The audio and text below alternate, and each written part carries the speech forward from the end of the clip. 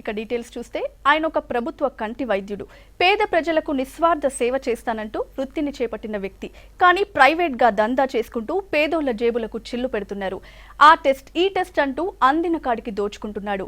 Duty టైంలో private సేవలో మునిగిపోతూ రెండు చేతులా సంపాదిస్తున్న ఆ వరంగల్ ఐ డాక్టర్ కదేంటో మీరే చూడండి.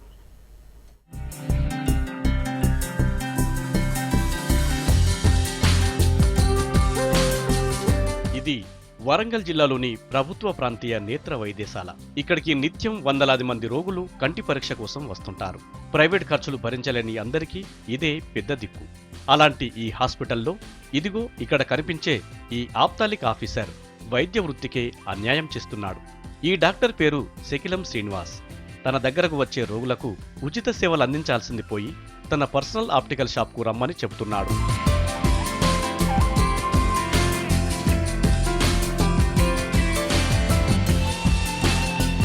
ఇదిగో మీరే వినండి. సర్కార్ ఆసుపత్రికి వెళ్తే డాక్టర్ ఏం చెప్పారో మీకే తెలుస్తుంది.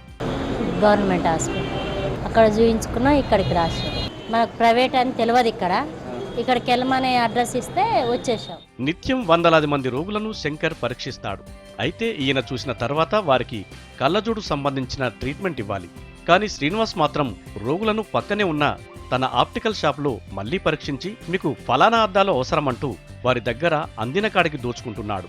ఇదే విషయాన్ని V6 బృందం ఆయన్ను అడిగితే ఎలా జారుకుంటున్నాడో మీరే చూడండి. సార్ నేను చెప్పేదేనండి.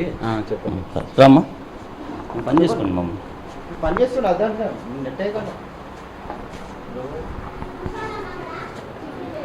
చెప్పండి. అంటే ప్రైవేటు సేవలు చేస్తున్నారు కదా గవర్నమెంట్ టైంలో.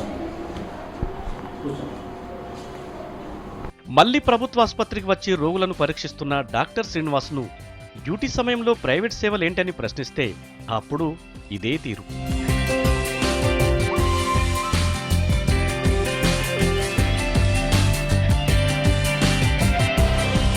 శ్రీనివాస్ వ్యవహారంపై ఆసుపత్రి సూపరింటెండెంట్ పాండురంగను వివరణ కోరితే శ్రీనివాస్పై గతంలో ఎన్నోసార్లు ఫిర్యాదులు వచ్చాయని, నోటీసులు ఇచ్చినా తన తీరు మార్చుకోవడం లేదన్నారు.